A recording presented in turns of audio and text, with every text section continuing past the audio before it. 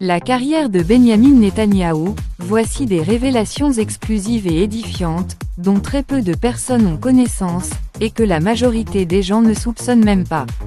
Une vie romanesque, folle, pour un personnage haut en couleur, un parfait anti-héros. Ce récit commence avec le directeur des opérations terroristes de l'Irgun au Mossad, de 1937 à 1965, Isaac Shamir, qui fut également Premier ministre d'Israël, de 1983 à 1984, et de 1986 à 1992. Ce monsieur, grand expert en terrorisme, dispute le titre de plus grand terroriste du monde avec Menachem Begin, tous deux cofondateurs du Likoud, et totalement opposé à la moindre concession faite aux Palestiniens. Isaac Shamir se choisit un poulain en la personne de Benyamin Netanyahou. David Margolick, rédacteur chez Vanity Fair, connaît bien ce jeune homme qu'il décrit comme séducteur en apparence, fan d'Elvis, mais froid, calculateur, imbu de sa personne, maniaque et paranoïaque. Le jeune Bibi s'était préalablement fait connaître aux États-Unis, où il a fait ses études, écrit des livres, collectionné les conquêtes féminines bien placées,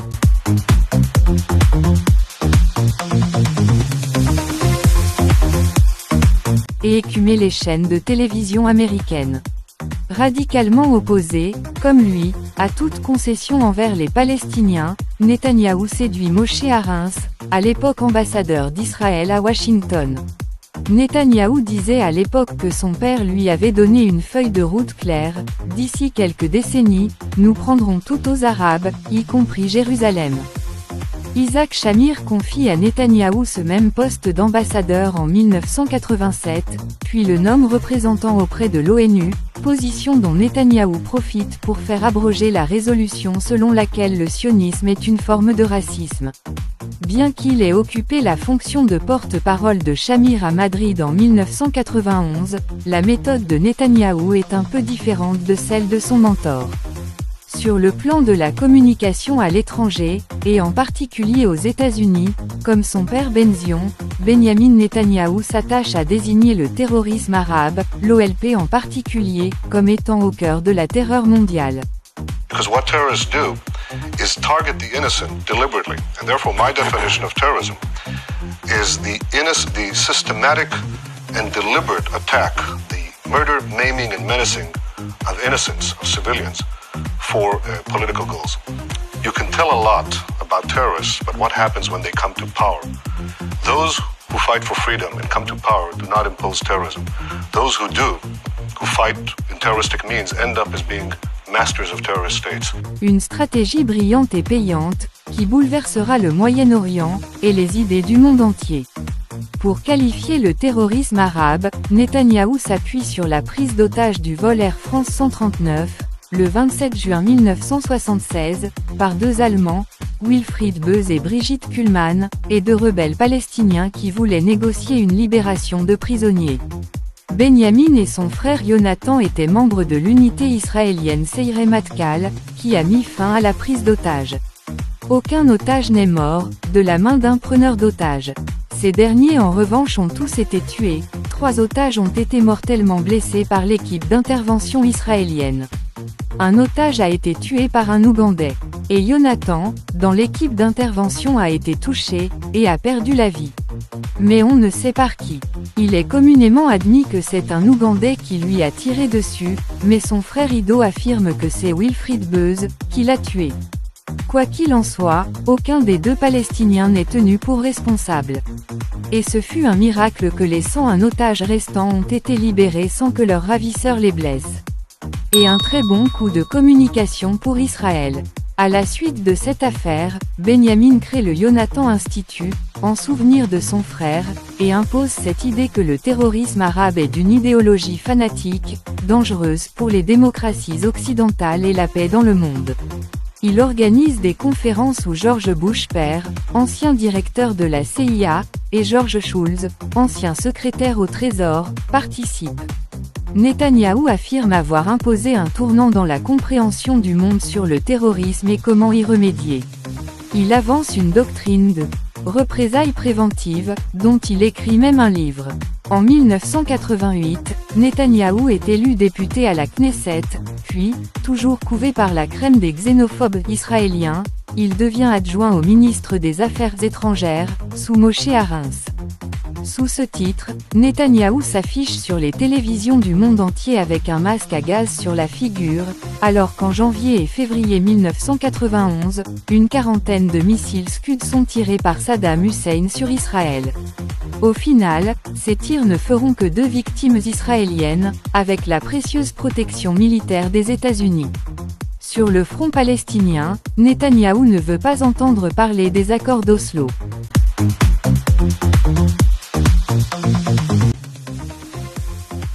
Il s'allie à des assassins du Shin Bet, qui sont dans le même état d'esprit, pour se débarrasser de Isaac Rabin.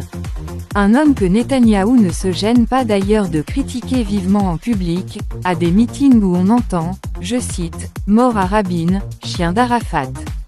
Netanyahou, alors chef du Likoud, parti nationaliste très à droite, s'associe aux colons pour s'opposer aux accords d'Oslo.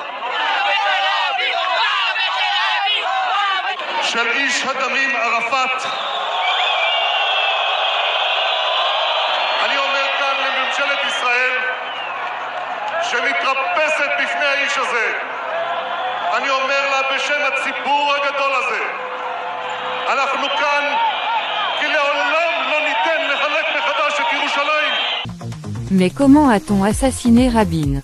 Avec son accord. En réalité, un bien vilain tour lui a été joué.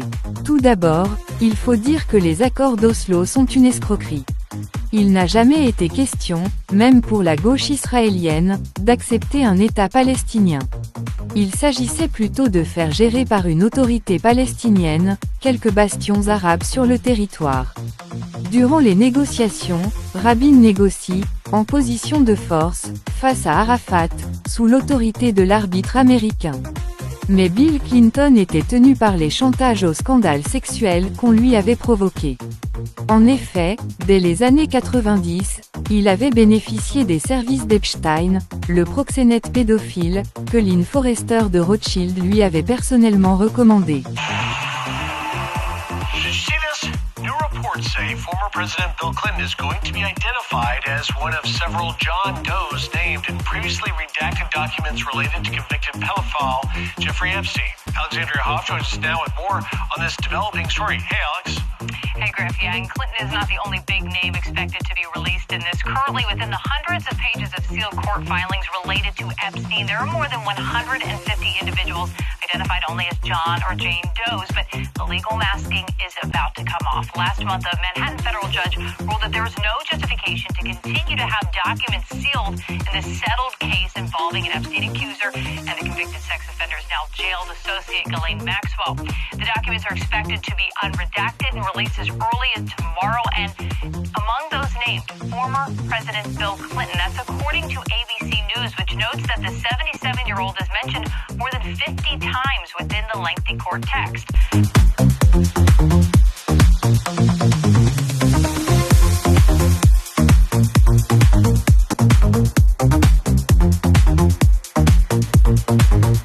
Arafat, affaibli par l'invasion du Koweït et de l'Irak en août 1990, accepte les termes du contrat.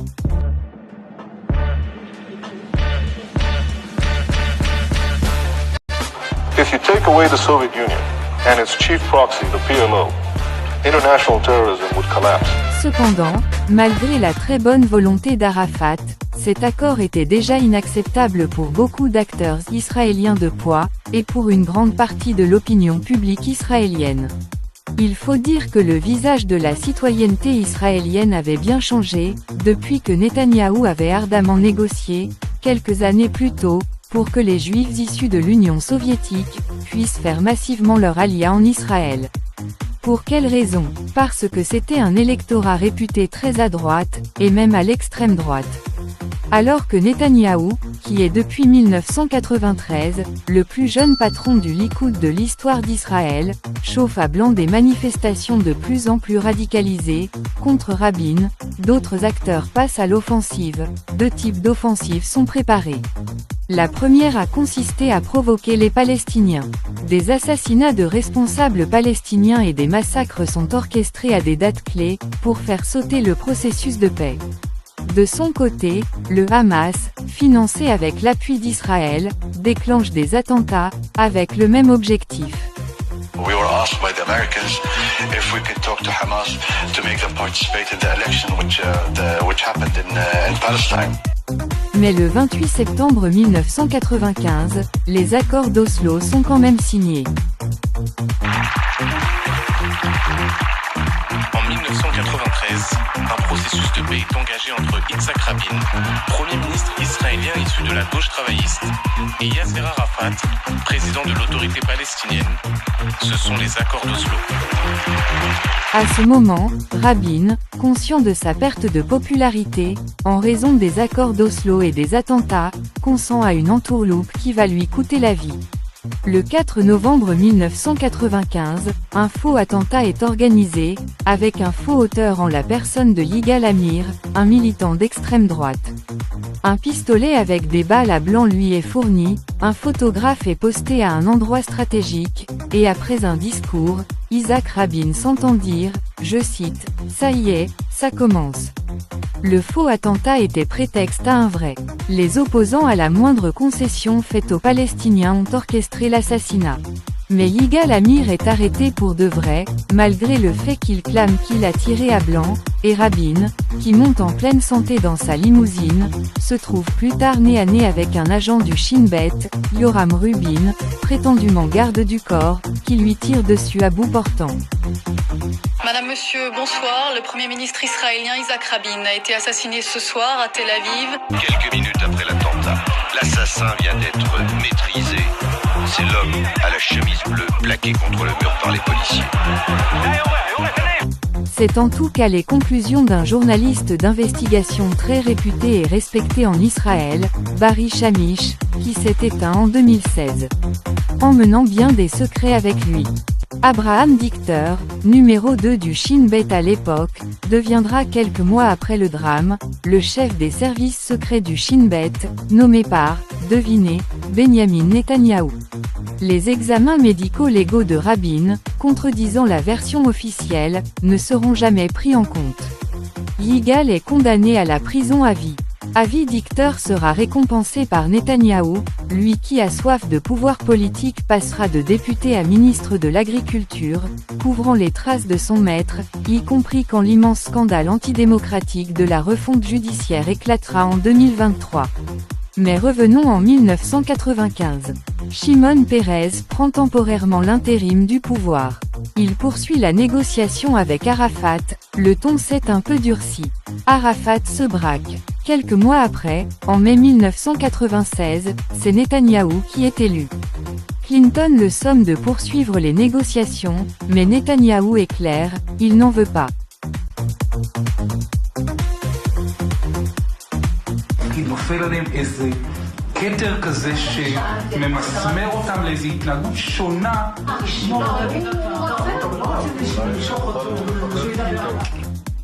במיוחד היום עם אמריקה, אני יודע מה זה אמריקה. אמריקה זה לא שאפשר להזיז אותו בקלות, להזיז לכיוון הדבר. Lewinsky revealing what led her to confide to Linda Tripp about her affair with President Clinton, saying she felt Clinton first misled her about a future job and then froze her out when he was reelected.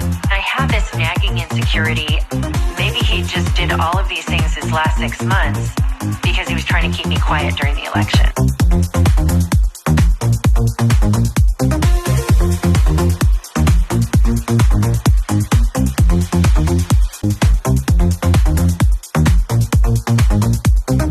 Il menace Bill Clinton de diffuser des enregistrements vidéo débat avec la jeune Monica Lewinsky, qui lui a été opportunément offerte pour une liaison torride, depuis 1995. De guerre lasse, Clinton et Arafat acceptent les termes que Netanyahou fixe. Ce dernier enterre les accords d'Oslo.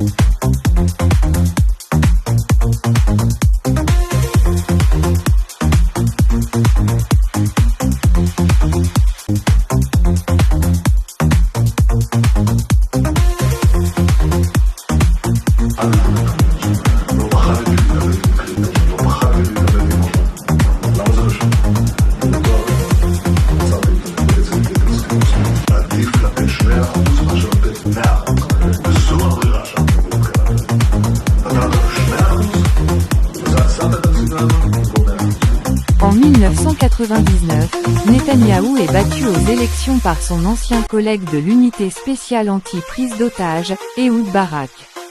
Ce dernier tente de négocier quelques miettes avec les Palestiniens. Il sera le dernier à le faire.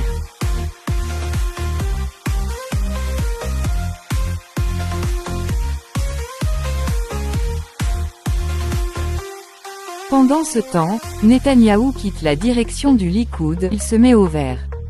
En fait, il se promène notamment à Paris, avec Meir Habib et Arnaud Mimran, un escroc franco-israélien notoire, notamment à la taxe carbone.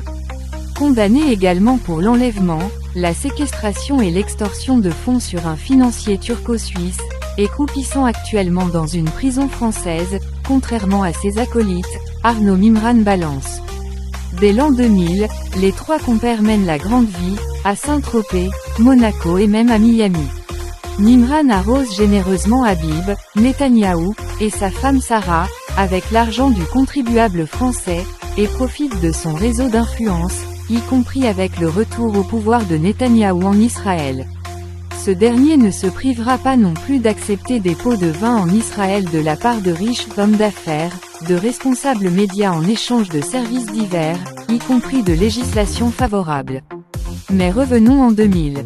Netanyahou exerce la fonction probablement fictive de consultant pour une mystérieuse entreprise biomédicale.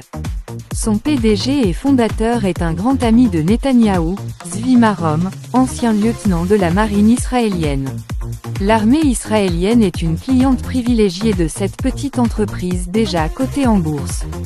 Que va faire Netanyahou pour cette entreprise, basée à la fois en Israël et dans le Massachusetts? Pendant plus d'un an, Netanyahou trame quelque chose en secret. En fait, Netanyahou a un ami à New York depuis son mandat comme ambassadeur des Nations Unies, qui croit en lui, et qui l'appelle tous les dimanches.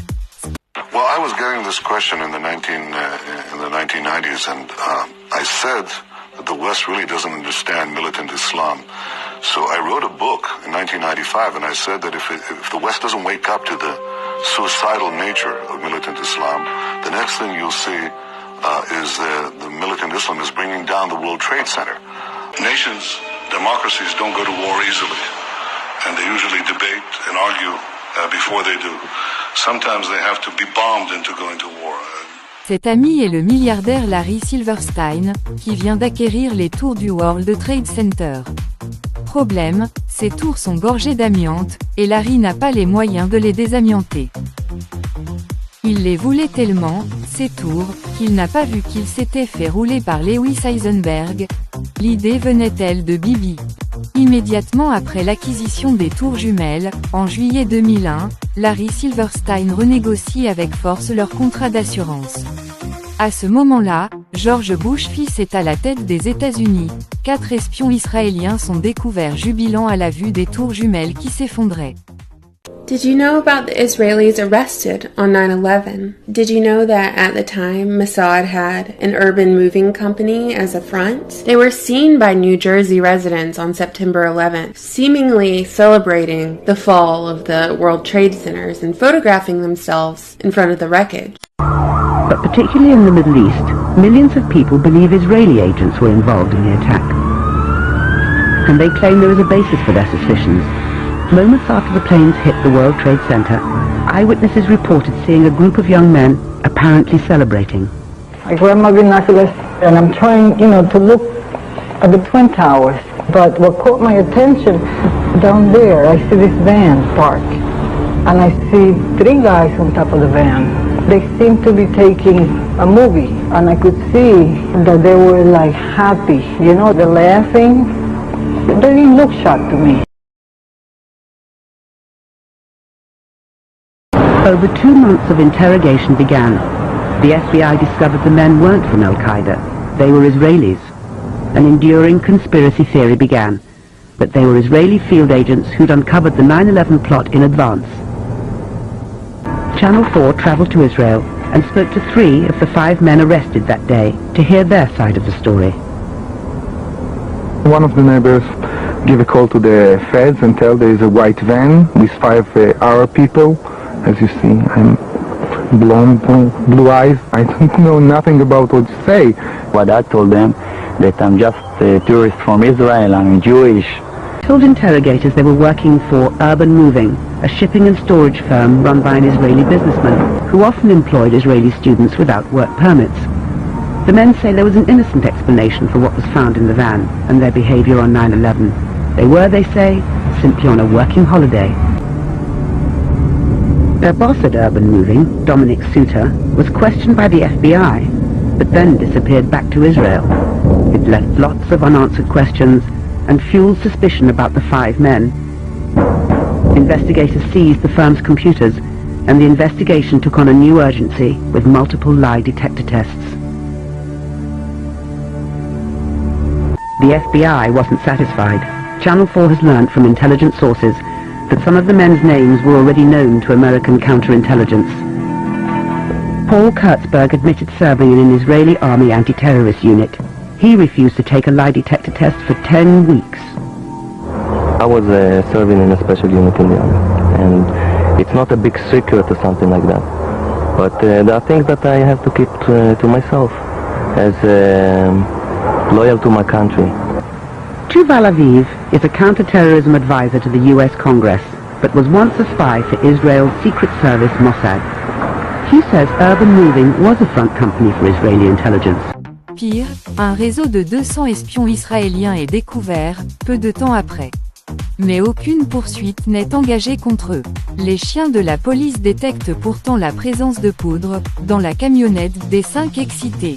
Mais l'affaire tombe entre les mains de la CIA. George Tenet, à sa tête, est sommé par l'administration Bush et les néoconservateurs sionistes d'enterrer l'affaire. L'affaire est confiée à un procureur sioniste du nom de Michael Chertoff. Son père est rabbin et sa mère ex-agent du Mossad.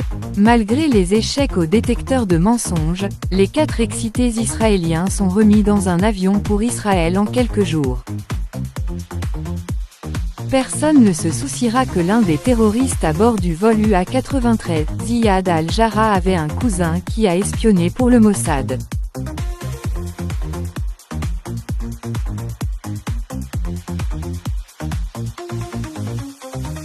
Personne ne se souciera que les salariés de l'entreprise israélienne Odigo avaient reçu une mise en garde, afin de quitter les tours, 2 heures avant l'attentat. Une entreprise, fondée quelques années plus tôt, par un ancien ingénieur, tenez-vous bien, de l'armée de l'air israélienne. Le jour fatidique du 11 septembre 2001, Larry Silverstein non plus, n'y était pas. Par hasard, il avait rendez-vous chez le dermatologue, mais il n'y est jamais allé non plus. Grâce à la renégociation de ses accords avec ses assureurs, Larry Silverstein empochera 4,6 milliards de dollars, qu'il consacrera en partie à rebâtir des tours flambant neuves, sans la moindre trace d'amiante. Le 11 septembre modifiera profondément le monde en défaveur des musulmans. Et le soutien à la cause palestinienne d'autant plus. Fini, le risque de création d'un État palestinien à côté d'Israël. In fact, that's what happened in World War II. All of Europe had been conquered. America was actually bombed in Pearl Harbor, and that was a pivotal event that opened the eyes of Americans. And once their eyes were opened, they gathered the power that is available in this great free nation, and the result was preordained. I think in a similar way, the bombing of September 11th opened the eyes of Americans to see the great conflict and the great danger that faces us. And once opened, then the overpowering will of the majority of the people of the United States, of the steamroller, is inexorably moving to decide this battle. And this, I think, has been a wake-up call from hell. It is telling us, you have the power now to act. Summon the will. Because the terrorists have the will to destroy America, to destroy freedom, to destroy all of America's allies and all the democracies, Israel being simply on the front line. Entre-temps, Netanyahou était revenu en politique, ragaillardi. Le gouvernement travailliste d'Ehud Barak, le dernier à chercher un accord de paix avec les Palestiniens, embourbé dans une promesse d'accord devenue impopulaire, perd tous ses soutiens politiques, et il est renversé en 2000 par une motion de défiance. Des élections anticipées ont lieu. À la surprise générale, Netanyahou refuse le poste de Premier ministre, qui revient de façon écrasante à Ariel Sharon, pourtant moins populaire que Netanyahou. En 2002, ce dernier devient ministre des Affaires étrangères. Pour quelle raison? On peut penser qu'il voulait assurer le service après-vente de son dernier grand coup d'éclat. Le coup du siècle, qu'il dédouble le 12 septembre 2002, sous serment, devant le comité de surveillance et de réforme gouvernementale de la Chambre des représentants aux États-Unis, affirmant que Saddam Hussein a sans aucun doute un programme nucléaire et qu'il y a un intérêt géopolitique majeur à le défaire. If you take out Saddam's regime, I guarantee you that it will have enormous positive reverberations on the region. Obviously, we like to see a regime change, at least I would, in Iran, just as I would like to see in Iraq. The question now is a practical question. What is the best place to proceed? It's not a question of whether Iraq's regime should be taken out, but when should it be taken out? It's not a question of whether you'd like to see a regime change in Iran, but how to... Are there any other nations that you would recommend that the United States launch preemptive attacks upon at this point? The answer is categorically yes. The two nations that are vying, competing with each other, who will be the first to achieve nuclear weapons, is Iraq and Iran. But a third nation, by the way, is Libya as well. Libya is trying very rapidly to build an atomic bomb capability. Après cela, en tant que ministre des Finances, en 2003, Netanyahou opère un grand virage libéral pour Israël, qui doit devenir l'antithèse de ce monde arabe, qu'il a diabolisé. Tel Aviv est présenté comme un paradis, un lieu de villégiature pour les homosexuels de tous les pays pour venir en Israël. Et vous, j'imagine que le point de départ de votre enquête, c'est qu'il y a quelque chose qui vous choque. Que Tel Aviv est présenté comme un lieu formidable pour les gays israéliens d'abord, mais de tous les pays, alors que en Israël, le mariage gay, par exemple, n'est pas reconnu, l'union civile non plus, et je prends des chiffres, par exemple, il y a des chiffres que vous citez, 46% des Israéliens jugent que l'homosexualité est une perversion, et 80% des homo-israéliens se plaignent de discrimination. Et Tel Aviv, sa caractéristique, c'est qu'elle l'a conçue comme une opération politique pour changer son image. Et en ça, c'est intéressant. Il y a une quinzaine d'années, l'image d'Israël était la pire au monde, la pire des pays au monde, juste au-dessus de la Corée du Nord, qui est l'espèce de pays qui est figure de repoussoir aux yeux de l'opinion mondiale. Donc l'image d'Israël était vraiment très très basse. C'est un pays dans lequel les gens n'avaient pas du tout envie d'aller en réalité. Donc il fallait trouver pour Tel Aviv quelque chose à vendre. Ce qu'a cherché à vendre Tel Aviv, c'est d'une certaine manière son évolution liée aussi, et c'est en ça que c'est intéressant, à l'hyper-capitalisation qui s'est mise en place il y a une vingtaine d'années à Tel Aviv et en Israël en général, avec le prise du pouvoir par la droite israélienne, par le célèbre Benjamin Netanyahou, qui est toujours au pouvoir aujourd'hui. À partir de 2010, elle se baptise la ville qui ne dort jamais. Et la ville qui ne dort jamais, c'est un slogan qui plaît évidemment non seulement aux gays, mais d'une certaine manière à tous les fêtards. Voilà, exactement. Un pays de démocratie et de business. Mais Ariel Sharon a un meilleur plan dans les tuyaux. En 3 temps, il commence par se débarrasser de Yasser Arafat, qu'il a fait empoisonner au polonium. Le 11 novembre 2004, Yasser Arafat meurt en France, pris en charge trop tardivement. Mahmoud Abbas prend sa suite à la tête du Fatah. La deuxième partie de ce plan impose un désengagement de Gaza, qu'il a confié au Hamas.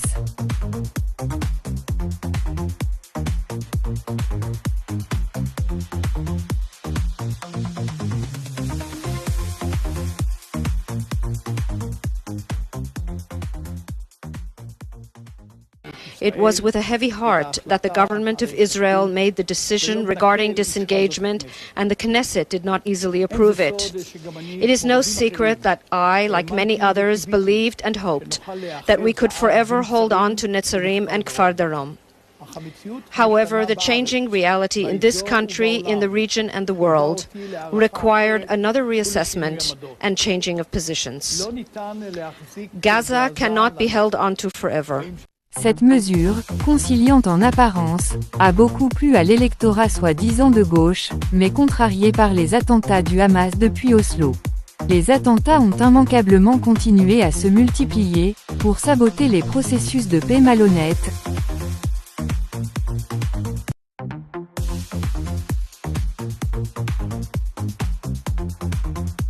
alimentant la droitisation de l'électorat et tuant la gauche à la fois idéologiquement et politiquement. La dernière partie du plan d'Ariel Sharon fut de quitter le Likoud en fondant Kadima, un nouveau parti, prétendument centriste, ayant prouvé être capable de concessions territoriales avec les Palestiniens, tout en étant intraitable sur la sécurité. Il recueille un franc succès, malgré le fait que Benyamin Netanyahou est plus populaire que lui à l'époque. De cette façon, Sharon a à la fois siphonné l'électorat de gauche, et récupère des transfuges de droite, comme Shimon Peres. La gauche hypocrite devient morbide, et oublie les promesses de paix hypocrites. Désormais, tout le monde, électorat et politique, veut la colonisation et l'oppression des Palestiniens. Netanyahou est vent debout contre cette cession, même stratégique. Il menace de démissionner de son poste de ministre des Finances, réclame un référendum, et finit par démissionner le 7 août 2005, peu avant que le plan de retrait de Gaza ne soit approuvé par le cabinet israélien. Pour Netanyahou, c'est une trahison de tous les efforts qu'il a accomplis. Il reconquiert la tête du Likoud en fin 2005, et en janvier 2006, Ariel Sharon est victime d'une brutale attaque cérébrale. Ariel Sharon mis hors service, c'est Ehud Olmert qui prend sa suite, un ancien du Likoud comme Sharon, qui n'a jamais été très sûr de vouloir partager la terre. Le mandat d'Ehud Olmert sera sanglant et cruel.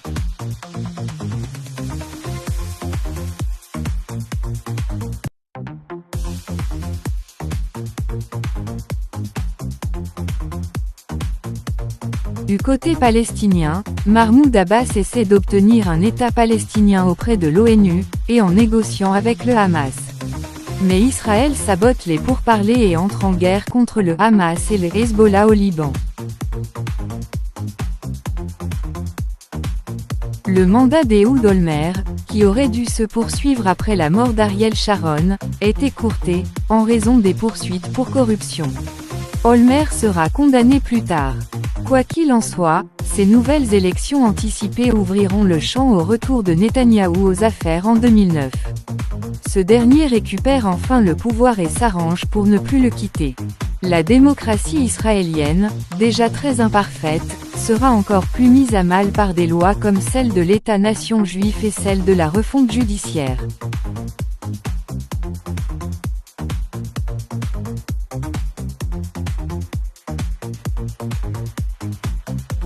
Quant aux Palestiniens, ils sont divisés par le plan Sharon. Un Hamas brutal, un Fatah aujourd'hui corrompu, et pas d'espoir pour la cause palestinienne. Depuis 2007, Gaza est soumise à blocus ferme d'Israël et à des sanctions économiques de la part de l'Union européenne et des États-Unis, entre autres. Pourquoi ? Parce que tous les Palestiniens doivent accepter que des colons aient pris leurs terres. Sans cela, pas de paix. Et bientôt même plus de terre. La Cisjordanie est en passe d'être totalement colonisée. Et Gaza va être reprise par Netanyahou, grâce à l'incapacité opportune d'Israël à stopper le Hamas, le 7 octobre, au prix de centaines de vies israéliennes, et à un génocide en règle, à Gaza, en représailles.